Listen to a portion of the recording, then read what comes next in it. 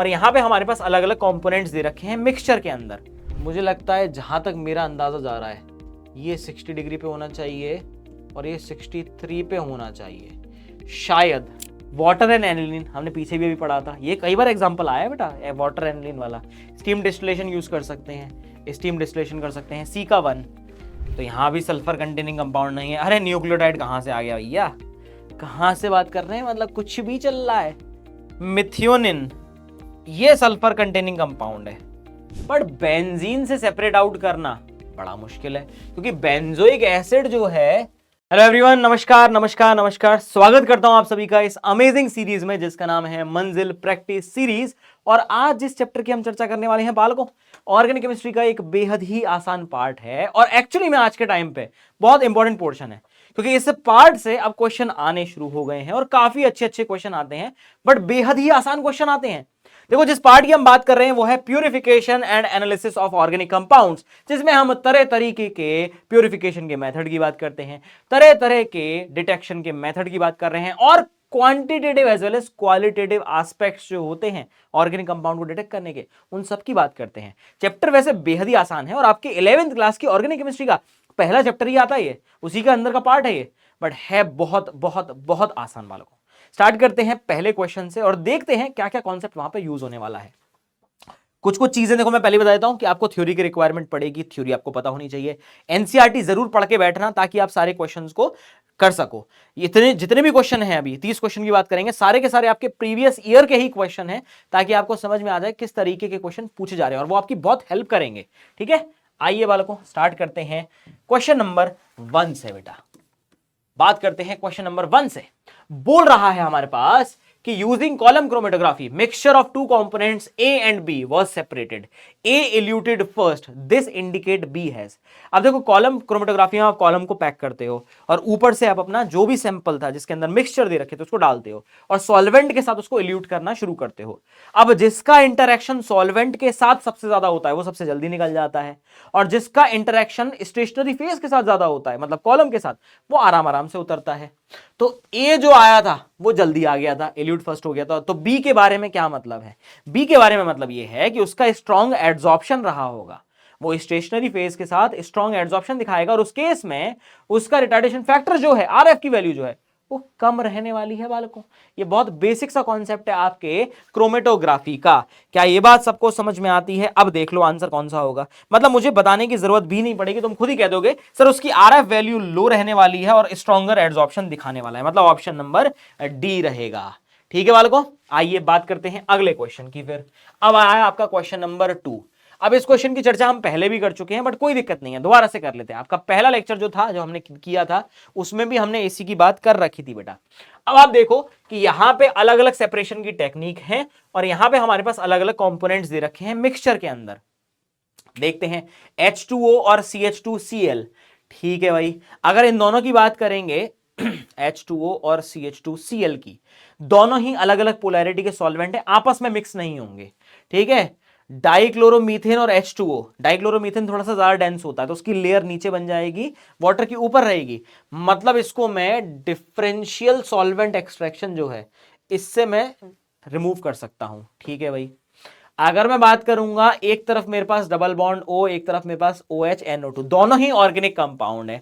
Organic compound को separate करने की बेस्ट टेक्निक हमको पता है, ऐसे केस में क्रोमेटोग्राफी रहती है, तो इसके लिए मैं क्रोमेटोग्राफी यूज कर सकता हूं। ठीक है, अगर मैं बात करूंगा C6H12O6 विच इज ग्लूकोज और NaCl, क्रिस्टलाइजेशन इसके लिए बेस्ट टेक्निक है, तो इसके लिए मैं क्रिस्टलाइजेशन यूज कर सकता हूं। देखो इनसे कुछ मिल रहा है हमें। और केरोसिन नेफ्थलीन की अगर मैं बात करूंगा तो इनका वैसे बॉइलिंग पॉइंट में डिफरेंस अच्छा खासा है, तो डिस्टिलेशन फ्रैक्शनल डिस्टिलेशन से दे रखा है, बट हाँ मैं डिस्टिलेशन से भी इसको कर सकता था। ठीक है, तो A का सेकंड B का थर्ड, A का सेकंड B का थर्ड, A का सेकंड B का थर्ड आ गया बेटा, ये रहा आपका आंसर, सी ऑप्शन। ये कुछ टेक्निक्स आपको पढ़नी पड़ेंगी, एनसीईआरटी में भी दे रखी हैं और इवन आपकी जो प्रैक्टिकल ऑर्गेनिक केमिस्ट्री है वहां पे भी आपको हेल्प मिल जाएगी। इनको जरूर पढ़ लेना, वरना तुक्के ऐसे मारते रह जाओगे इन क्वेश्चंस के अंदर। मैं सभी को सलाह दे रहा हूं कि भैया एनसीईआरटी में जो जो टेक्निक्स दे रखी हैं और आपके पास कोई भी एक्स्ट्रा बुक हो जिसमें इनका डेटा दे रखा हो, भैया पढ़ लेना, ध्यान से पढ़ लेना, क्योंकि ये क्वेश्चन होते हैं बिल्कुल ईजी और स्कोरिंग। अगर आपको थोड़ा सा भी याद है, थोड़ा लॉजिक भी लगा सकते हो, तो भी आप इन क्वेश्चन में सही आंसर तक पहुंच जाओगे। तो इसलिए मेरी सभी से रिक्वेस्ट है कि ऐसी चीजों को ना छोड़ें जो बहुत स्कोरिंग है और बहुत आसान भी हैं। ठीक है, आगे बढ़ते हैं, अगली बात करते हैं बेटा क्वेश्चन नंबर 3 से। बोल रहा है from the figure of the column chromatography given below identify the incorrect statement. मतलब कॉलम क्रोमेटोग्राफी में सी सबसे पहले एल्यूट हुआ है, फिर बी हुआ है, फिर ए हुआ है। ए ने सबसे ज्यादा टाइम स्पेंड किया है, इसका मतलब ये है compound C is more polar than A and B. अरे हो ही नहीं सकता है, सी तो सबसे लेस पोलर रहा होगा तभी सबसे नीचे आ गया, ये इनकरेक्ट है। ठीक है, कंपाउंड ए है, ए इज लीस्ट पोलर, ये बिल्कुल गलत है भाई, बिल्कुल ही गलत है। ए सबसे ज्यादा पोलर रहा होगा तभी सबसे ऊपर है स्टेशनरी फेज में, बड़े आराम आराम से आ रहा है। Compound B comes out of the column before C. अरे भैया सी सबसे पहले आएगा, फिर बी आएगा, फिर ए आएगा, ये भी गलत है। और compound A spend more time in the column, बिल्कुल सही बात है, सबसे ज्यादा टाइम यही लगाएगा क्योंकि कॉलम नीचे की तरफ जाएगा, बिल्कुल सही है। ठीक है, इसका मतलब उसने क्या पूछा है हमसे, इनकरेक्ट स्टेटमेंट। तीनों ही दिख रहे हैं भाई, ए बी सी तीनों ही इनकरेक्ट हैं। लो भैया, पहला आंसर हो गया। आगे बढ़ते हैं बेटा, चौथे क्वेश्चन की तरफ बढ़ते हैं। टीएलसी की बात कर रहा है, of a mixture shows the following observation. TLC में ये तीन ऑब्जर्वेशन मिली हैं। The correct order of evolution in the silica gel. देखो ए सबसे ऊपर इल्यूट हुआ है, फिर सी हुआ है, फिर बी हुआ है, तो ए सी बी बेटा, ए सी बी ये रहा। ठीक है, A C B option number A बालकों। ठीक है, चलिए आगे बढ़ते हैं क्वेश्चन नंबर 5 बेटा, क्योंकि टीएलसी में ऊपर की तरफ बढ़ता है, ये याद रख लेना। आगे दे रखा, फिर वही सेम कॉन्सेप्ट हमको यूज करना है। आइए बालकों, CHCl3 और C6H5NH2। ठीक है, दोनों के बॉइलिंग पॉइंट में अच्छा खासा डिफरेंस है, मैं डिस्टिलेशन को यूज कर सकता हूं वैसे तो। चलो जी, अभी ऐसे ही सोच लेते हैं कि डिस्टिलेशन यहाँ पे काम कर जाएगा। अब देखो ये दोनों बहुत क्लोज हैं। ऐसे केस में जब बहुत क्लोज होमोलोगस होते हैं तो उनमें बॉइलिंग पॉइंट का डिफरेंस बहुत कम होता है, तो वहां पे फ्रैक्शनल डिस्टिलेशन ही काम आता है। चलो जी, ये भी ठीक है। C6H5NH2 और H2O। अगर इसकी बात करूंगा, अब बचा है स्टीम डिस्टिलेशन और डिफरेंशियल एक्सट्रैक्शन। मैं बोलूंगा ऑर्गेनिक कंपाउंड को H2O में जब करेंगे तब हम डिफरेंशियल एक्सट्रैक्शन से कर सकते हैं, क्योंकि ऑर्गेनिक कंपाउंड और H2O सॉल्युबल नहीं है आपस में। बट इस कंपोनेंट को देखोगे H2O से, तो स्टीम वॉलेटाइल जरूर हो जाएगा, तो इसको मैं ले सकता हूं स्टीम डिस्टिलेशन से। कुछ मिल रहा है हमें, ए का थर्ड इन दोनों ऑप्शन में है, बी का फोर्थ, सी का फर्स्ट एंड डी का सेकंड, बिल्कुल है, बी ऑप्शन मिल गया भाई। ठीक है, इसलिए मैं बोल रहा हूं ये क्वेश्चन आसान से हैं, थोड़ा लॉजिक लगा के हो जाएगा, और ये डेटा मैक्सिमम आपके बुक में भी दे रखे हैं, पढ़ लेना भैया, पढ़ लेना। ठीक है, आ जाओ 6 क्वेश्चन पे आ जाओ। Which of the following statement is correct for paper chromatography. Paper chromatography के लिए इनमें से कौन सा पार्ट ठीक है? तो पहले कॉन्सेप्ट जरा समझ लेते हैं पेपर क्रोमेटोग्राफी का। पेपर क्रोमेटोग्राफी सबसे सिंपलेस्ट टाइप की क्रोमेटोग्राफी है बेटा, जो आपने बचपन में की होगी, 8th 9th 10th के बच्चों को भी कराई जाती है बेटा। सिंपल सा कॉन्सेप्ट ये है कि एक स्पेशल पेपर, जो क्रोमेटोग्राफी पेपर है, उसको लिया जाता है। अब उसके अंदर बीच में जितने भी होल होते हैं वहां पे वाटर ऑलरेडी ट्रैप होता है बेटा, और वही आपका काम करता है स्टेशनरी फेज का। उसके बाद वो ऊपर सॉल्वेंट के साथ बढ़ना शुरू करता है बेटा। तो water present in the mobile phase gets absorb by the paper which then forms the stationary phase. Water present in the pores of the paper forms the stationary phase. बेटा इसको मैं मानूंगा, ये बात बिल्कुल सही है एक्चुअली में, कि वाटर ऑलरेडी जो प्रेजेंट होता है पेपर में, क्योंकि स्पेशल काइंड ऑफ पेपर है ये, वहां पर हमको उसको बोलते हैं स्टेशनरी फेज एक्चुअली में। और paper sheet forms the stationary phase नहीं, वो तो केवल एक क्रोमेटोग्राफिक पेपर होता है। Paper and water present in its pore together form the stationary phase नहीं, पेपर का कोई रोल नहीं है, जो वाटर ट्रैप है इनसाइड वही है आपका मेन। ठीक है, तो आंसर इसका होना चाहिए मेरे हिसाब से ऑप्शन नंबर बी बालकों, देख लो। ठीक है, चलिए 7th क्वेश्चन की बात करते हैं। अरे न्यूमेरिकल इंटीजर आ गया। बोला हुआ है 3 organic compound A B C are allowed to run in a TLC using hexane and give the following result. RF value of the most polar compound, most polar जो सबसे पीछे रहा होगा, तो निकाल लो भैया आरएफ इसका, बहुत आसान है। कितना चढ़ा है ये सर? 2 चढ़ा है। सॉल्वेंट टोटल कितना चढ़ा है सर? 8 सेंटीमीटर, मल्टीप्लाइड बाय, अच्छा मल्टीप्लाई क्यों ही करोगे इसको, तो अगर इसको मुझे करना है, ये आ जाएगा 1/4। अब ये 10⁻⁻2 है, 100 से मल्टीप्लाई कर दूं, 100 से डिवाइड कर दूं, ये हो जाएगा 25, मतलब 25 मल्टीप्लाइड बाई 10⁻⁻²। कितना आ गया बेटा? 25 ही आ गया। डन है। तो बहुत आसान है आरएफ निकालना, कितना आपका कंपाउंड चढ़ा हुआ है और कितना सॉल्वेंट, इन दोनों का रेशियो इज आरएफ। ठीक है, आइए 8th क्वेश्चन पे चलते हैं। ठीक है, फिर बोला हुआ है following chromatogram was developed by the adsorption. Same तरीके का क्वेश्चन है। अरे भैया अब तो कर लो, अरे भैया अब तो कर लो बालकों। ठीक है, बोला हुआ है retardation factor of the compound A मुझे लगता है यही होगा। तो देखो यहां से जो डॉट लगाया जाता है बेटा 0.5 सेंटीमीटर ऊपर लगाया जाता है। तो अगर यहां से यहां तक की टोटल डिस्टेंस 3.5 है बेटा, तो ये वाली डिस्टेंस केवल कितनी होगी सर? ये होगी 3। तो आरएफ निकाल लो बेटा कि हमारा कंपाउंड तो चढ़ा है 3। अब सॉल्वेंट सर यहां से यहां तक चढ़ा होगा, इसकी डिस्टेंस कैसे निकालें? तो बेटा 6 सेंटीमीटर की टीएलसी है, टोटल 6 सेंटीमीटर बेटा टीएलसी है। तो 6 सेंटीमीटर से 0.5 यहां से उड़ा दो, 0.5 यहां से उड़ा दो, एक गया, बचे 5। तो ये सॉल्वेंट यहां से यहां तक 5 सेंटीमीटर चढ़ा है बेटा, 5 चढ़ गया है बेटा। तो इसको मैं क्या करूं, 10 से मल्टीप्लाई कर दूं और 10 से डिवाइड दे दूं, क्योंकि 10⁻⁻1 में जाना है। हो जाएगा 5 दूनी 10, 3 दूनी 6, 6 मल्टीप्लाइड बाई 10⁻⁻1। कितना आ जाएगा? ए की वैल्यू आ गई 6। डन है। बहुत आसान सा क्वेश्चन था, बिल्कुल ही इजी है सर, लल्लू लाल टाइप का क्वेश्चन है। 9th क्वेश्चन पे आ जाओ। Which technique among the following is most appropriate in separation of mixture of 100 mg of paranitrophenol and picric acid? अब देखो दोनों केसेस में अमाउंट जो है 100 mg वो बहुत कम है। मैं बहुत सारी टेक्निक यूज कर सकता हूं, इसमें कोई दिक्कत वाली बात नहीं है। मैं इसमें डिस्टिलेशन, फ्रैक्शनल डिस्टिलेशन को भी यूज कर सकता हूं, बट अमाउंट एक्चुअली में बहुत कम है 100 mg का। तो ऐसे सभी केसेस में हम जनरली यूज करते हैं बेटा क्रोमेटोग्राफी, टीएलसी को हम यूज कर सकते हैं। और वो भी स्पेशल काइंड ऑफ टीएलसी मुझे पहले ही प्रिपेयर करनी पड़ेगी, सॉल्वेंट के साथ देखकर सॉल्वेंट का मिक्सचर बनाना पड़ेगा कि किस पोलैरिटी के साथ ये काम कर जाएगा। आई बात समझ में? तो आंसर क्या हो जाएगा बेटा? प्रिपरेटिव टीएलसी हो जाएगी। ज्यादा अमाउंट होता तो मैं और किसी टेक्निक के ऊपर भरोसा कर सकता था, बट क्योंकि बहुत छोटा अमाउंट है बेटा 100 mg का, तो मैं यूज करूंगा इस केस में थिन लेयर क्रोमेटोग्राफी। डन है।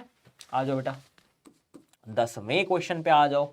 देखो भाई क्या बोल रहा है कि असर्शन रीजन दे रखे हैं। असर्शन बोला हुआ है कि TLC chromatography is an adsorption chromatography. ठीक है भाई, कोई दिक्कत नहीं है। और थिन लेयर क्रोमेटोग्राफी में सिलिका जेल को स्प्रेड किया जाता है ग्लास प्लेट पर of suitable size in thin layer chromatography which act as an adsorbent. बात तो सही है बिल्कुल, मतलब मुझे नहीं लगता इसके अंदर कुछ गलती है कि एडसॉर्प्शन क्रोमेटोग्राफी है टीएलसी, और ग्लास प्लेट के ऊपर आप बिछा देते हो बेटा सिलिका को, और उसी को आप यूज करते हो एज अ स्टेशनरी फेज।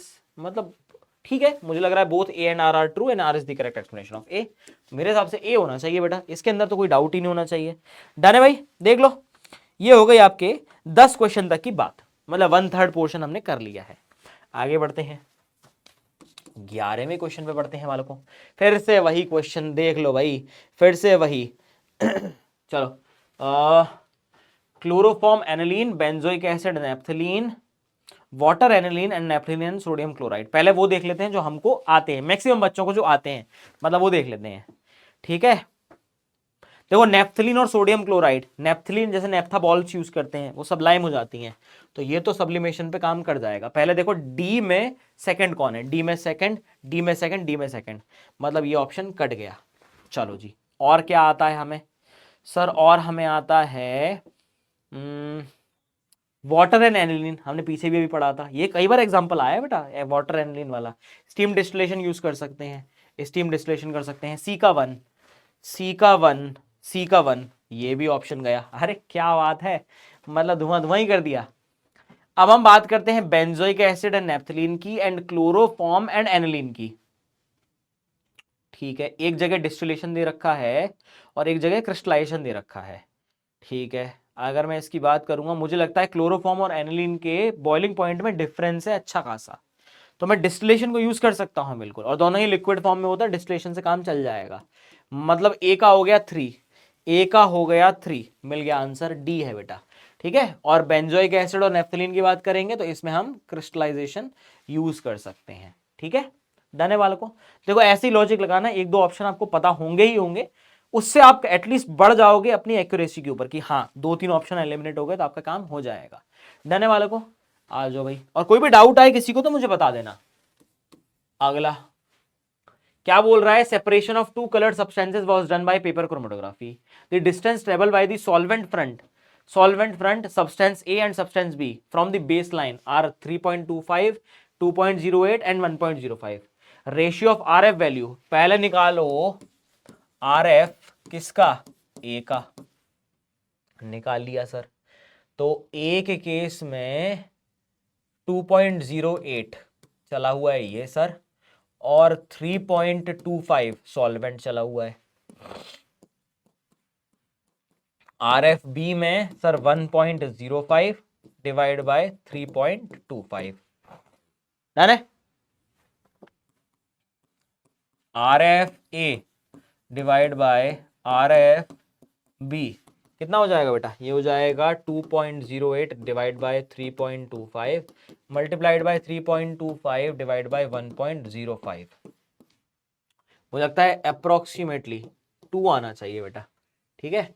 कितना आ जाएगा 2, मतलब 2/1 ही है एक तरीके से देख लो, तो 2 आ जाएगा बेटा, ठीक है।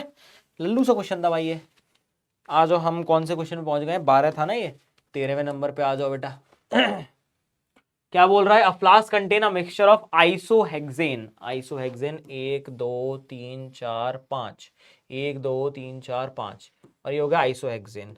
और दूसरा बोल रहा है 3 मिथाइल पेंटेन, 1 2 3 4, 1 2 3 4 5 और 3 मिथाइल, ठीक है भाई। One of the liquid boils at 63 and other boils at 60। देखो वैसे ही दोनों लल्लू से हैं, बट अगर मैं देखूं ये थोड़ा सा कॉम्पैक्ट है, ये थोड़ा बड़ा है, तो मुझे लगता है ये 63 पे बॉयल करेगा और ये 60 पे ही बॉयल कर जाएगा। क्यों, कॉम्पैक्ट होने की वजह से वॉन्डरवॉल फोर्स ऑफ अट्रैक्शन कम लगेगा, यहाँ पे थोड़ा कॉम्पैक्ट साइज में होगा, वॉन्डरवॉल साइड कम है तो बॉइलिंग पॉइंट इसका कम होगा, ठीक है। तो जब दोनों के बॉइलिंग पॉइंट बहुत पास पास हैं, पहली बात तो फ्रैक्शनल डिस्टिलेशन ही यूज होने वाला है, तो बिल्कुल फ्रैक्शनल डिस्टिलेशन हम करेंगे। सिंपल डिस्टिलेशन तो हटा ही दो, पिक्चर से ही बाहर है। अरे 3 डिग्री का डिफरेंस है टेम्परेचर में, बिल्कुल आपको फ्रैक्शनल डिस्टिलेशन ही करना है। और उसने पूछा है कम कौन पहले आएगा, तो भैया वो आएगा पहले जो आपका कॉम्पैक्ट दिख रहा होगा, सही है कि नहीं। तो यहां से क्या आ गया, 3 मिथाइल पेंटेन, मुझे लग रहा है ये पहले आना चाहिए, सही है कि नहीं। What is the best way to separate the two liquids and which one will be distilled out first? तो जिसका कम होगा बॉइलिंग पॉइंट वो पहले डिस्टिल आउट हो जाएगा। मुझे लगता है 3 मिथाइल पेंटेन होना चाहिए इस केस में, मतलब आई मे बी रॉन्ग, वो भी एक चर्चा का विषय है वैसे तो, क्योंकि देखो ब्रांचिंग दोनों में सेम है, दोनों में ब्रांचिंग सेम है और पेरेंट चेन भी सेम है। भाई क्वेश्चन तो है तगड़ा ये, थोड़ा सा लॉजिक लगाना पड़ेगा इसमें। अगर मैं इसकी बात करूं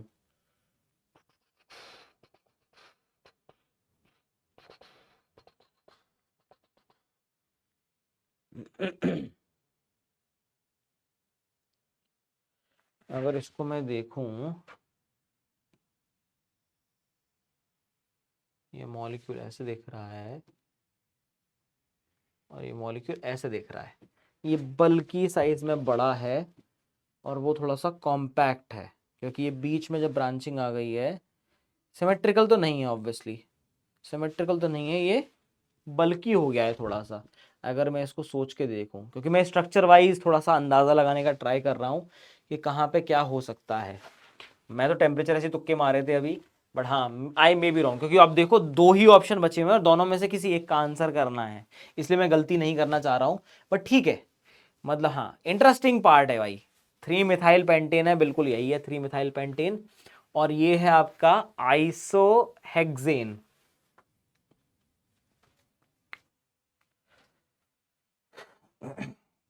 मेरा मन तो कहना चाह रहा है वैसे आइसोहेक्सेन, जहां तक मुझे लग रहा है, क्योंकि स्ट्रक्चर आइसो ऑक्टेन की गलत अलग होती है, आइसोहेक्सेन में ऐसा ही रहेगा।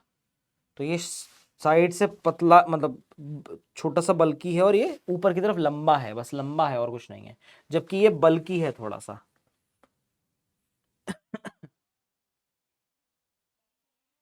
मुझे लगता है जहां तक मेरा अंदाजा जा रहा है, ये 60 डिग्री पे होना चाहिए और ये 63 पे होना चाहिए शायद, ठीक है। बट फिर भी एक बार कंफर्म कर लेते हैं। देखो मैं डेटा जो स्टैंडर्ड बॉइलिंग पॉइंट का डेटा है उससे देख लेता हूँ। ताकि मुझे कंफ्यूजन ना रहे। आइसोहेक्सेन बॉइलिंग पॉइंट। अरे भाई साहब बहुत बढ़िया, बहुत बढ़िया। तो हमारे पास है आइसोहेक्सेन जो 60 डिग्री है, और ये जो मिथाइल आइस क्या sorry methyl pentane 3 methyl pentane boiling point ये 63 है भाई साहब। खतरनाक, मतलब लॉजिक तो हमने लगभग सही ही भेड़ दिया है, क्योंकि बॉइलिंग पॉइंट का लॉजिक एक ही है बेटा, यही काम करेगा, यही काम करने वाला है इसके केस में बेटा। डन है भाई।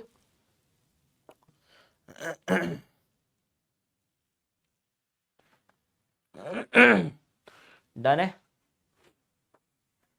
तो अगर मैं बात करूं what is the best way to separate the two liquids is fractional distillation, and कौन डिस्टिल आउट होगा पहले, तो आइसोहेक्सेन ही होना चाहिए फिर टेक्निकली। तो आंसर ये आना चाहिए। देखो ये लॉजिक मैंने केवल इस बेसिस पे लगाया, पहले मुझे लग रहा था, मैं बाई डिफॉल्ट ही मान के चला था कि एक और ग्रुप है यहाँ पे, तो सिमेट्रिकल स्ट्रक्चर है, तो इसके लिए मूवमेंट बहुत कॉम्पैक्ट रहेगा। बट स्ट्रक्चर को आप देखो, ये थोड़ी सी बल्की है, जबकि ये थोड़ी एलोंगेटेड है बेटा, स्लिम है और एलोंगेटेड है। मुझे लगता है बल्की साइड जो होगी, तो बल्की बल्की पार्टिकल पास आएंगे तो वॉन्डरवॉल फोर्स ऑफ अट्रैक्शन थोड़ा सा बढ़ जाएगा बेटा इस केस में, जबकि इधर वो चांसेस थोड़े से कम है, इसलिए उसका थोड़ा सा कम है बेटा। तो डेफिनेटली उसका बॉइलिंग पॉइंट का डेटा तो बोल ही रहा है कि 60 डिग्री है, तो सबसे पहले वही आपका बाहर निकलेगा बेटा। तो मेरे हिसाब से ऑप्शन जो आएगा वो ऑप्शन नंबर डी आना चाहिए। ठीक है, अदरवाइज और कुछ फैक्टर लगता हो तो बताना जरूर। ठीक है, मेरा लॉजिक जो कह रहा है वो यही कह रहा है, क्योंकि मेन बॉइलिंग पॉइंट का फंडा जो है वो केवल और केवल आपका आता है एक ही चीज पर, वॉन्डरवॉल फोर्स ऑफ अट्रैक्शन पे। ठीक है, और वो साइज डिपेंडेंट होते हैं जनरली। और तो कुछ मुझे लगता नहीं है कि इसमें लगने वाला है बेटा, और कोई फंडा शायद नहीं लगेगा। ठीक है,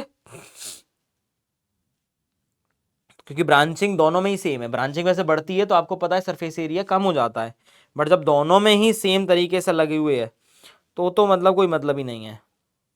ठीक है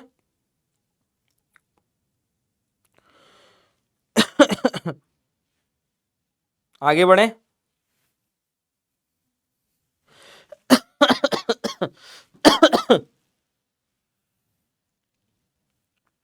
चलिए भाई अगले क्वेश्चन में बढ़ते हैं। अब है हमारे पास क्वेश्चन नंबर 14।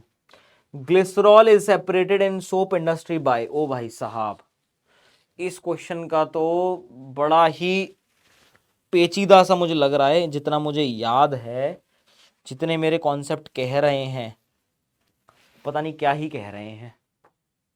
ग्लिसरॉल की अगर हम बात करें सोप इंडस्ट्री में, ठीक है, डिफरेंशियल एक्सट्रैक्शन, दो अलग अलग लेयर की बात करें, मुझे नहीं लगता डिफरेंशियल एक्सट्रैक्शन तो काम आएगा इसमें। ठीक है, ग्लिसरॉल बोले तो OH ग्रुप आ गए हैं कार्बन के साथ, कार्बन कार्बन कार्बन। ठीक है, हम्म, ठीक है, फ्रैक्शनल डिस्टिलेशन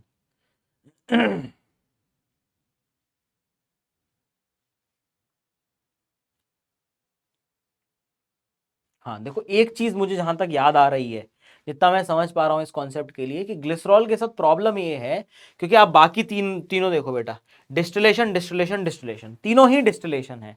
इससे मुझे चमक गया दिमाग में, एक्चुअली में होता क्या है ग्लिसरॉल के साथ, समस्या है बेटा, कुछ ऐसे कंपोनेंट है हमारे पास जिनको आप हीट अगर करते हो बेटा ज्यादा, तो मैक्सिमम चांसेस होते हैं कि वो डिकम्पोज कर जाए, मतलब वो अपने बॉइलिंग पॉइंट तक पहुंचने से पहले ही डिकम्पोज कर जाए बेटा। ग्लिसरॉल उन्हीं में से एक है, ज्यादा OH की प्रेजेंस होने की वजह से यहां समस्या यही रहती है कि वो डिकम्पोज कर जाए। और ऐसे सभी केसेस में हम यूज करते हैं कि हम डिस्टिलेशन अंडर प्रेशर यूज करें। ये बहुत अच्छा कॉन्सेप्ट मुझे याद आया। तो ग्लिसरॉल के साथ प्रॉब्लम यही है कि वो अपने बॉइलिंग पॉइंट तक पहुंचने से पहले ही बेटा टूट जाता है, डिकम्पोज कर जाता है, तो इसलिए हम हमेशा डिस्टिलेशन अंडर रिड्यूस प्रेशर करते हैं, क्योंकि इस बात से तो साफ पता चल रहा है कि डिस्टिलेशन में से ही कोई आंसर होने वाला है। तो ये वाला केवल आपका डिस्टिलेशन अंडर रिड्यूस प्रेशर होता है ताकि ये डिकम्पोज ना करे। आई होप ये बात आपको समझ में आ गई होगी, लेम सा लॉजिक है बट हाँ शायद आपको याद रह जाएगा ये।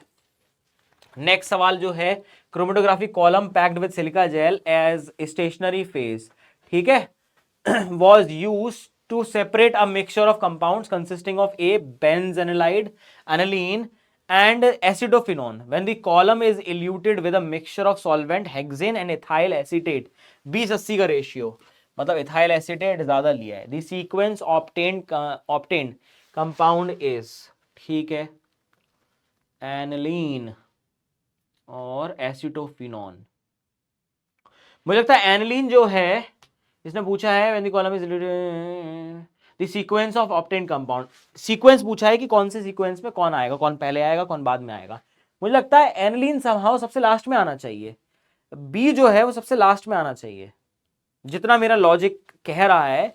क्योंकि एनिलीन के अंदर समस्या ये है, इन तीनों के कंपैरिजन में अगर देखा जाए तो एनिलीन अकेला ऐसा है जिसके पास हाइड्रोजन बॉन्डिंग के चांसेस हैं. तो एनिलीन में दूसरे के साथ हाइड्रोजन बॉन्डिंग बन जाती है, तो मतलब थोड़ा सा थिक हो जाता है, वो थोड़ा मतलब विस्कस हो जाता है इनके सभी के कंपैरिजन में. तो अगर मैं बात करूं, जहां तक है एनिलीन में हम जानते हैं H बॉन्डिंग के आसार नजर आते हैं, जिसकी वजह से ये लास्ट एल्यूट होगा. चलो ये बात तो ठीक है. अब बात करें हम लोग एसिटोफिनोन की और बेंज़ेनालाइड की. बेंज़ेनालाइड एसिटोफिनोन की बात करें तो यहां पर केवल एक C double bond O group है, ठीक है. तो मुझे लगता है ये सबसे पहले आना चाहिए, फिर ए कैब होना चाहिए बेटा. जहां तक मेरा लॉजिक कहता है कि इसका आंसर सी होना चाहिए, ठीक है. इसका आंसर जहां तक मुझे लगता है सी होना चाहिए बेटा, हाँ, जहां तक मेरा लॉजिक कह रहा है. क्योंकि अगर मैं बात करूं एसिटोफिनोन की, तो ऑर्गेनिक सॉल्वेंट में सबसे जल्दी तो यही निकल के आएगा, पोलैरिटी सबसे कम है और हाइड्रोजन बॉन्डिंग का कोई चांस नहीं है. फिर अगर मैं बात करूं बेंज़ेनालाइड की, तो यहां पर C डबल बॉन्ड NH2, हाँ यहाँ पे पोलैरिटी थोड़ी सी बढ़ गई है तो बीच में आएगा. और क्योंकि एनिलीन में अकेला H बॉन्डिंग दिख रहा है तो वो सबसे लास्ट में आएगा बेटा, ठीक है. ये बिल्कुल सही है, C आएगा बेटा फॉर श्योर. डन है. देख रहे हो ऐसे ऐसे क्वेश्चन आ रहे हैं, कितना लॉजिक लगाना पड़ रहा है भाई, बट है बहुत आसान. बुक में पढ़ लोगे तो काफी सारी चीजें आपको क्लियर हो जाएंगी, ठीक है. नेक्स्ट बात कर लेते हैं. अच्छा, ये तो आपके लजाइन एक्सट्रैक्ट वाले टेस्ट हैं. फॉस्फोरस का तो तुम्हें पता ही है, अमोनियम फॉस्फो मोलिब्डेट बनता है, तो उसके लिए अमोनियम मोलिब्डेट की ही जरूरत पड़ती है. तो C का 4 है, ये कंफर्म है. C का 4 है, C का 4 है, ये भी गया बेटा. ये भी गया. हेलोजन की बात करें AgNO3 है, साफ साफ, ठीक है. तो D का सेकंड है, D का सेकंड है, D का सेकंड है, D का सेकंड है. आ गया बालकों, D आंसर आ गया, देख लो. अगर नाइट्रोजन की बात करूं तो आपको पता है साइनाइड होगा, साइनाइड का Fe4 FeCN6 थ्राइस से बन जाएगा. और सल्फर के केस में NOS वाला कॉम्प्लेक्स बनता है नाइट्रोप्रूसाइड के साथ, तो ये फर्स्ट हो जाएगा. तो B का फर्स्ट है. D ऑप्शन है बेटा. ये सारे टेस्ट तो बहुत आसान से हैं, क्योंकि ये आप सॉल्ट एनालिसिस में पढ़ लेते हो और यहाँ पे भी पढ़ लेते हो.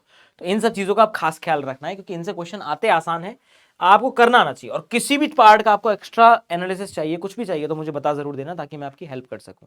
पर है आसान ये. आगे बात करते हैं 17वें क्वेश्चन की.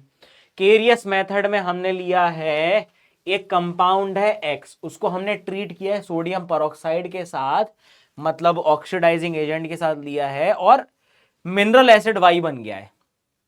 Solution of BaCl2 is added to Y to form a precipitate Z. BaCl2 के साथ आपको पता है एक ही है भैया, BaSO4 का व्हाइट PPT, ये बन रहा होगा. प्रेसिपिटेट तो यही है भैया. Z is used for the quantitative estimation of an extra element. BaSO4 को हम एस्टिमेशन के लिए यूज भी करते हैं, ठीक है. हाँ, बेरियम सल्फेट को क्वांटिटेटिव एस्टिमेशन में यूज करते हैं ना. उसका सल्फर का जो होता है 32 डिवाइड बाय, मतलब परसेंटेज ऑफ सल्फर की जब बात करते हैं, divided by 233 multiplied by W of BaSO4 divided by W of organic compound multiplied by 100. ये फॉर्मूला पढ़ा होगा केरियस मेथड का. केरियस मेथड ही तो है ये. हाँ बिल्कुल यूज करते हैं, सही बात है, ठीक है. BaSO4 पक्का बना हुआ है. BaSO4 कब बनेगा? जब यहां से सल्फेट आएगा. तो ये जो मिनरल एसिड है ये तो आपका H2SO4 हो सकता है.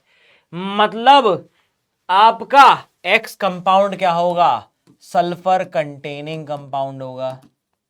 ठीक है, ये क्या होगा आपका, सल्फर कंटेनिंग कंपाउंड होगा। आइए देखते हैं कहां से निकालेंगे सल्फर कंटेनिंग कंपाउंड। देखो जहां तक मुझे याद है साइटोसिन के अंदर तो नहीं होता है, ये तो नाइट्रोजन कंटेनिंग है। ये सारे आप पढ़ते हो बायोमोलिक्यूल्स में वैसे। क्लोरो क्लोरोजाइलिनॉल, जाइलिनॉल, क्लोरोजाइलिनॉल, ये होगा मेरे ख्याल से क्लोरोजाइलिनॉल। तो यहां भी सल्फर कंटेनिंग कंपाउंड नहीं है। अरे न्यूक्लियोटाइड कहां से आ गया भैया, कहां से बात कर रहे हैं, मतलब कुछ भी चल रहा है। मिथियोनिन, ये सल्फर कंटेनिंग कंपाउंड है। ठीक है, ये सल्फर कंटेनिंग कंपाउंड है डेफिनेटली, ये मुझे पता है। ठीक है, मिथियोनिन नाम से ही पता चल रहा है भाई, मिथियोनिन बिल्कुल है भाई, सल्फर कंटेनिंग कंपाउंड। स्ट्रक्चर तुम देख लेना, as far as I know benzene ring के साथ कहीं बीच में नीचे जाके चेन में सल्फर लगता है। मुझे एग्जैक्टली याद नहीं है, तो कोई गलत तो क्या ही बताऊं तुम्हें, मुझे एग्जैक्टली इसकी स्ट्रक्चर याद नहीं है, बट मुझे इतना जरूर पता है कि मिथियोनिन के अंदर सल्फर जरूर है बेटा। तो मुझे बस वही चाहिए था कि सल्फर कंटेनिंग कंपाउंड कोई मिल जाए, दैट इज मिथियोनिन। ठीक है, आंसर डी हो जाएगा, बट एक बार चेक जरूर कर लेना इसकी मिथियोनिन की स्ट्रक्चर, और नहीं होगा तो मैं नेक्स्ट क्लास में स्लाइड में ऐड कर लाऊंगा ताकि तुमको समझ में आ जाए। ठीक है, मुझे अभी याद नहीं है, देखो झूठ नहीं बोल रहा हूं, इसीलिए सत्यता बहुत जरूरी है तुम लोगों के साथ। तो बस इतनी सी बात है, आ जाओ बेटा। A solution of FeCl3 is treated with K4FeCN6। अरे फेरी फेरोसाइनाइड बनेगा सर, प्रुशियन ब्लू कॉम्प्लेक्स तो यही होता है सर, फेरी फेरोसाइनाइड बोलते हैं। दो होते हैं ना, एक टर्नबुल्स ब्लू, एक प्रुशियन ब्लू। प्रुशियन ब्लू फेरी फेरोसाइनाइड, फेरी मतलब बाहर की तरफ Fe3+, और ये होता है FeCN6 4 नेगेटिव, जहां पे अंदर की तरफ 2+ होता है। दोनों को क्रॉस मल्टीप्लाई कर दो बेटा, क्या हो जाएगा, ये बन जाएगा Fe4 FeCN6 whole thrice, Fe4 FeCN6 whole thrice. Answer option number D है बालकों। क्लियर है, जल्दी बोलो, आ जाओ 19 नंबर क्वेश्चन पे। लजाइन टेस्ट कौन देगा, नाइट्रोजन और हैलोजन के लिए। ठीक है, तो लजाइन टेस्ट नाइट्रोजन के लिए चाहिए मुझे Cn नेगेटिव, और हैलोजन के लिए चाहिए मुझे X नेगेटिव। किस कंपाउंड में ये दोनों दिख रहे हैं सर, ये रहा। हेलो बालकों, आपको पता है ना नाइट्रोजन के लिए लजाइन टेस्ट में Cn नेगेटिव आयनिक कंपाउंड बनना जरूरी है। तो पहले आप उस सॉल्ट को ले जाते हो, हीट करते हो सोडियम मेटल के साथ, पानी में डाल देते हो ताकि वो आयनिक कंपाउंड में कन्वर्ट हो जाए। तो नाइट्रोजन का डिडक्शन हमेशा साइनाइड से होता है, तो कार्बन भी ऑर्गेनिक कंपाउंड के अंदर होना जरूरी है। इधर कार्बन नहीं है, इधर कार्बन नहीं है, इधर कार्बन नहीं है, आंसर सीधे सीधे यही आ गया। देखो बहुत सिंपल सा था, ऑड वन आउट भी कर लेते ना तो भी समझ में आ जाता। ठीक है, चलो जी 20वां क्वेश्चन, डूमास मेथड की बात कर रहे हैं। एस्टिमेशन ऑफ N2 में sample is heated with copper oxide and the gas evolve is passed over. ठीक है, तो डूमास मेथड में जो भी हमारा ऑर्गेनिक कंपाउंड उसको हम हीट करते हैं, तो वहां पे नाइट्रोजन कंटेनिंग कंपाउंड जो है वो तो N2 गैस में, प्योर N2 में कन्वर्ट होता है। अब उसको जो मिक्सचर है उसको हम कॉपर ऑक्साइड से, sample is heated with copper oxide, और उसको फिर हम क्या करते हैं, gas evolve is passed over. मुझे लगता है कॉपर गॉस से हम लोग पास करते हैं कि जितना भी अगर कोई अदर गैसेस हो, अदर गैस में जनरली चांसेस केवल NO के ही होते हैं। एनसीईआरटी में बाय लाइन लिखा हुआ है as it is NO gas होती है, तो अगर वो कॉपर के कांटेक्ट में आ जाएगी तो वो रिड्यूस हो जाए, तो वो N2 में कन्वर्ट हो जाए ताकि कोई हिंड्रेंस ना आए हमारे पास। तो इसलिए हम यूज करते हैं कॉपर गॉज को। तो आंसर इसका बी ही आएगा बेटा, कॉपर गॉज। पूरा डायग्राम बना हुआ है एनसीईआरटी के अंदर इसका बड़ा अच्छा, डुमास मेथड का पढ़ लेना, सेम वही लाइन से छापा हुआ है इन्होंने, और कुछ नहीं है। ठीक है, बिल्कुल एग्जैक्टली वहीं से उठाया हुआ है, लल्लू सा क्वेश्चन था भाई। आ जाओ, 0.4 gram of an organic compound give 0.376 gram of AgBr in Carius method.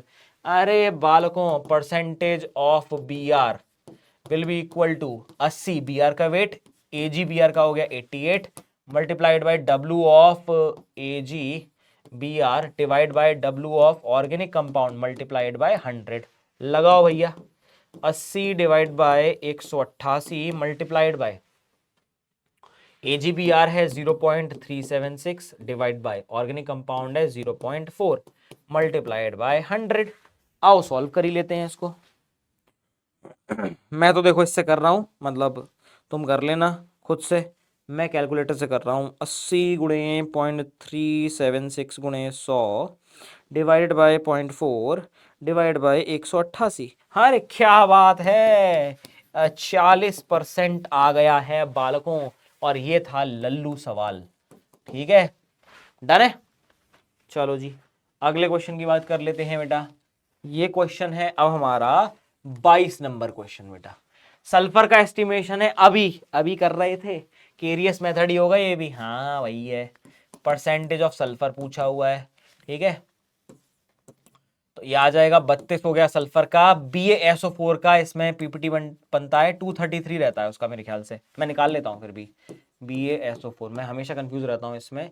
तो बेरियम का 137 हो गया, सल्फर का 32 हो गया, 16 चौक 64, तो ये हो गया 7 8 9 13 के 3 3 और 3 6 6 12 और 1 13 के 3। हाँ सही हूँ भाई मैं, बिल्कुल सही है। 233 multiplied by W of BaSO4 divide by W of organic compound multiplied by 100। चटका दो बेटा, वही कैलकुलेशन है, केरियस मेथड की सारी कैलकुलेशन वही है, सेम है।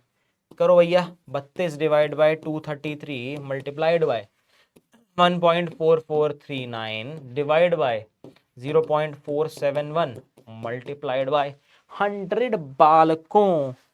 आइए कर लेते हैं कैलकुलेशन। 32 गुणे 1.4439 गुणे 100 डिवाइड बाय 233 डिवाइडेड बाय 0.471, ये आ गया आपका 42.1%। इसी को मान लो बेटा अप्रोक्सीमेट बोला हुआ है, 42% हो गया। आसान, डन है भाई। आ जाओ अगले क्वेश्चन पे 23 पे। Phenol on reduction with dilute nitric acid gives two product, which method will be most efficient for large scale separation. तो अगर इसकी मैं बात करूंगा बेटा, दो ही बन सकते हैं मेरे ख्याल से, OH NO2 OH NO2 ortho और पैरा ही बनेंगे बेटा। अब इसमें हम बात करेंगे क्रोमेटोग्राफिक सेपरेशन भी कर सकते हैं, पर ये याद रखना है कि लार्ज स्केल सेपरेशन करना है भैया, ये भी याद रख लेना कि लार्ज स्केल सेपरेशन है। डन है। अगर हम बात करेंगे फ्रैक्शनल क्रिस्टलाइजेशन, क्रिस्टल तो दोनों के ही बनेंगे मुझे लगता है, उससे काम नहीं चलेगा। Steam distillation and sublimation, sublimation तो नहीं दिखाएंगे, इसको तो हटा दो। क्रोमेटोग्राफिक सेपरेशन हम लार्ज स्केल पे नहीं कर सकते हैं। इसको अगर मैं बात करूं, इसके अंदर इंटरमॉलिक्यूलर H बॉन्डिंग है, इसके अंदर इंट्रा मॉलिक्यूलर H बॉन्डिंग है, इसका लो बॉइलिंग पॉइंट होगा, इसके कंपैरिजन में इसका हाई बॉइलिंग पॉइंट होगा। मुझे लगता है स्टीम डिस्टिलेशन करना ज्यादा बेटर है। ठीक है, ये वाला जल्दी निकल जाएगा, ये वाला रह जाएगा। ठीक है, और इवन अगर इंटरमॉलिक्यूलर है तो पानी के साथ भी बना सकता है। हाँ, स्टीम डिस्टिलेशन मुझे लगता है सबसे बेटर ऑप्शन है, फ्रैक्शनल क्रिस्टलाइजेशन से नहीं होने वाला है, नहीं होने वाला है। ठीक है, तो लार्ज स्केल पे आपको देखना है तो सस्ते में काम निपट जाए, डिस्टिलेशन पे तो होगा ही होगा, स्टीम डिस्टिलेशन कर दो, बेस्ट है। आ जाओ भैया 24वें क्वेश्चन की, which one of the following technique is not used to spot components of a mixture separated on TLC। तो TLC प्लेट में जब आपको स्पॉट नहीं दिख रहा होता है, मे भी हो सकता है कि वो यूवी लाइट में दिखना शुरू हो जाए, फ्लोरोसेंट होगा तो यूवी लाइट में दिखेगा, इसमें हम यूज करते हैं। कई बार होता है कि आप I2 में डाल देते हो, ब्राउन कलर का स्पॉट बन जाता है, इसको भी हम यूज करते हैं। ठीक है, I2 की फ्यूम्स जो है उस पर TLC पे चिपक जाती हैं, TLC थोड़ी ब्राउन हो जाती है, बट जहां पे स्पॉट लगा होता है वो डार्क ब्राउन हो जाता है, आपका दिख जाता है उससे। ठीक है, स्प्रेइंग एन अप्रोप्रिएट रिएजेंट हम ये भी कर सकते हैं, निनाहाइड्रिन यूज करते हैं जनरली, वैसे ये भी कर सकते हैं। And visualization agent as a component of mobile phase, visualization agent as a component of mobile phase. Mobile phase में विजुअलाइजेशन कांस्टेंट से मैं कैसे सेपरेट करूंगा? मुझे नहीं लगता ये टेक्निक कभी यूज होती है भाई। मतलब विजुअलाइजेशन एजेंट मतलब मैं मोबाइल फेस के अंदर ही कुछ कलर्ड कंपोनेंट डाल दूं तो उससे तो मेरी पूरी टीएलसी खत्म हो जाएगी, फिर तो मुझे पता ही नहीं चलेगा कौन सा कंपोनेंट कहाँ गया है। और ये जरूरी भी नहीं है ना कि हर कोई विजुअलाइजेशन एजेंट के साथ बाइंड भी करे, तो मतलब उससे तो नहीं पता लगा सकते हैं। सी तो नहीं है भाई, कन्फर्म है। बाकी 3 मेथड मैंने एक्चुअली में खुद लैब में भी किए हुए हैं, तो मुझे आइडिया है, इन चीजों को हम यूज कर लेते हैं। ठीक है, आगे बढ़ते हैं बेटा, 25वें क्वेश्चन की बात करते हैं। यहां बोला हुआ है a mixture contains benzoic acid and naphthalene. The pure benzoic acid can be separated out by use of benzene. Okay. Benzoic acid is soluble in hot water. Okay. Benzoic acid hot water में soluble है, ये तो मैं बोल सकता हूं। Even water में भी थोड़ा बहुत सॉल्युबल तो वो है ही, ये मैं मान सकता हूं। ठीक है, but benzoic mixture of benzoic acid and naphthalene को क्रिस्टलाइजेशन से हम रिमूव कर सकते हैं, पर बेंजीन से सेपरेट आउट करना बड़ा मुश्किल है, क्योंकि बेंजोइक एसिड जो है ये इनसॉल्युबल है इन बेंजीन, तो इसको सेपरेट आउट करना इससे, ये तो ना ना ना ना ना ना इंसाफी है। ठीक है, हॉट वाटर में सॉल्युबल है, ये मैं मानता हूं, बिल्कुल सही है। तो इसका मतलब ए गलत है, आर सही है। ठीक है, डी ऑप्शन आएगा बेटा, डी ऑप्शन आएगा इसका। ठीक है, देख लेना एक बार, डी ऑप्शन आएगा बेटा। आगे बढ़ते हैं, आ जाइए, बिल्कुल आखिरी उस पे चल रहे हैं अब। लजाइन टेस्ट में जब nitrogen and sulphur are present in organic compound, sodium thiocyanate is form. बिल्कुल सही बात है कि आपके पास SCN नेगेटिव ये दोनों ही आ जाते हैं, और इनको अगर आपको सेपरेट करना होता तो कुछ नहीं करना है बेटा। आप जब किसी भी कंपाउंड के अंदर, ऑर्गेनिक कंपाउंड में कार्बन भी है, नाइट्रोजन भी है, सल्फर भी है, तो बस आपको सोडियम जो आप ले रहे थे उसको आप एक्सेस में ले लो और फिर इसको स्ट्रांगली हीट कर दो। उससे होगा क्या कि ज्यादा सोडियम लेने की वजह से बेटा सोडियम इन दोनों के साथ अलग कंबाइन करेगा और इसके साथ अलग कंबाइन करेगा, तो जो थायोसाइनेट बनता है वो ब्रेक डाउन हो जाएगा इन दोनों कंपोनेंट में अलग अलग, तो CN नेगेटिव अलग बनेगा और S2 नेगेटिव अलग बन जाएगा। तो क्या बोला हुआ है कि if both nitrogen and sulfur are present in organic compound, then the excess of sodium metal is used in sodium fusion will decompose into NaCN and Na2S। बिल्कुल सही बात है, देखो यही मैं बता रहा था। इसका मतलब both statement 1 and 2 are absolutely correct. Answer हो गया ए, आसान सा था और शुरुआत में बिल्कुल बताया भी जाता है, लजाइन एक्सट्रैक्ट में यही चीज बताई जाती है। नहीं पढ़ा है तो पढ़ लेना बालकों। आ जाओ भैया 27वें क्वेश्चन की बात कर लेते हैं। पूछा हुआ है सेपरेटिंग फनल। अरे भैया इसमें कुछ बताने की बात है? सेपरेटिंग साफ दिख रही है भैया, ये तो नॉर्मल फनल है आपकी। सेपरेटिंग फनल वही है भाई, धीरे धीरे करके हटाओगे लेयर बन जाएंगी, पहली लेयर निकलेगी बंद कर दो, फिर जो बीच का मिक्सचर उसको हटा दो, फिर दूसरी लेयर को निकाल लो, ये है भैया। ठीक है 28वें क्वेश्चन पे आ जाओ। बोला हुआ है during halogen test sodium fusion extract is boiled with concentrated HNO3। देखो हेलोजन का जब हम टेस्ट करते हैं तो HNO3 को इसलिए लेते हैं क्योंकि एक बहुत अच्छा ऑक्सीडाइजिंग एजेंट है बेटा, ये एक बहुत अच्छा ऑक्सीडाइजिंग एजेंट है। तो हमारे पास समहाउ अगर कोई भी साइनाइड है या कोई भी S2 नेगेटिव है बेटा, इन कंपोनेंट को रिमूव कर दिया जाए, इनको ऑक्सीडाइज कर दिया जाए और इनकी गैसेज रिमूव कर दी जाए तो हमारा काम हो जाएगा। मतलब decompose cyanide and sulphide of the sodium, बिल्कुल सही है, ऑक्सीडाइजिंग एजेंट है इसलिए इसको हम लोग यूज करते हैं। ठीक है, तो इसका आंसर आ जाएगा option number B, remove unreacted sodium. अरे वो तो वैसे ही हट जाता है भाई unreacted sodium. Extract halogen from organic compound, वो तो कर ही रहे हैं ना हम लोग। Maintain the pH of the extract, pH ठीक है, पीएच मेंटेन करना अच्छी बात है, बट कॉन्सेंट्रेटेड HNO3 मतलब ऑक्सीडाइजिंग एजेंट, तो जितनी एक्स्ट्रा चीजें उन सबको रिमूव कर दो ताकि हिंड्रेंस ना आए। आइए सेकंड लास्ट क्वेश्चन, क्या बोल रहा है?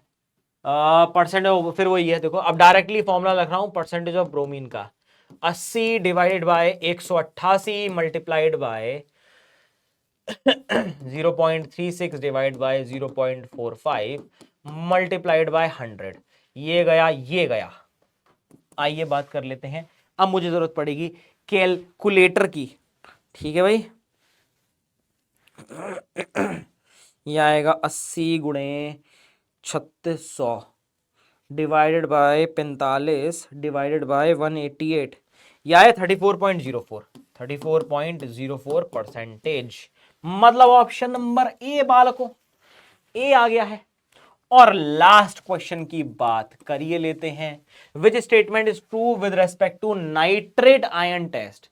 बड़ा बढ़िया टेस्ट है, ब्राउन रिंग टेस्ट बोलते हैं इसको। A dark brown ring is formed at the junction of two solution, बिल्कुल सही बात है। A ring is form due to the nitroferrous sulphate, नहीं नहीं बेटा, ये कंपोनेंट ये वाला है ना, अरे नाइट्रोसो बोलते हैं इसको, नाइट्रोसो फेरस सल्फेट। ठीक है, तो ये तो गलत है।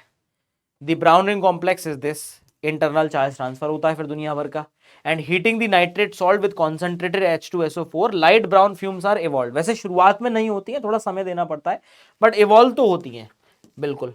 NO2 है ना, तो उसकी ब्राउन रिंग्स, ब्राउन फ्यूम्स जो हैं वो बनेंगी, थोड़ी कम बनती हैं, ये याद रख लेना, ज्यादा नहीं बनती हैं, तो ये भी सही है। इसका मतलब गलत ऑप्शन केवल ऑप्शन नंबर बी है। और इसी के साथ बालकों हम करते हैं समाप्त इस चैप्टर का डिस्कशन। आशा करता हूं आप सभी ने एंजॉय किया होगा, सबको सब कुछ समझ में आया होगा। कुछ नहीं समझ में आया है तो मुझे माफ कीजिएगा, मैं अगले सेशन में समझा दूंगा। बट हाँ, कोई और चीज आपको पूछनी है, कुछ एक्स्ट्रा ज्ञान चाहिए, किसी क्वेश्चन में समझने में आपको दिक्कत हो रही है, कमेंट सेक्शन में मुझे जरूर बताना, मैं नेक्स्ट लेक्चर में उसको इंक्लूड कर लूंगा। ठीक है, तो मिलते हैं फिर अगली बार। Until then bye bye everyone and take care.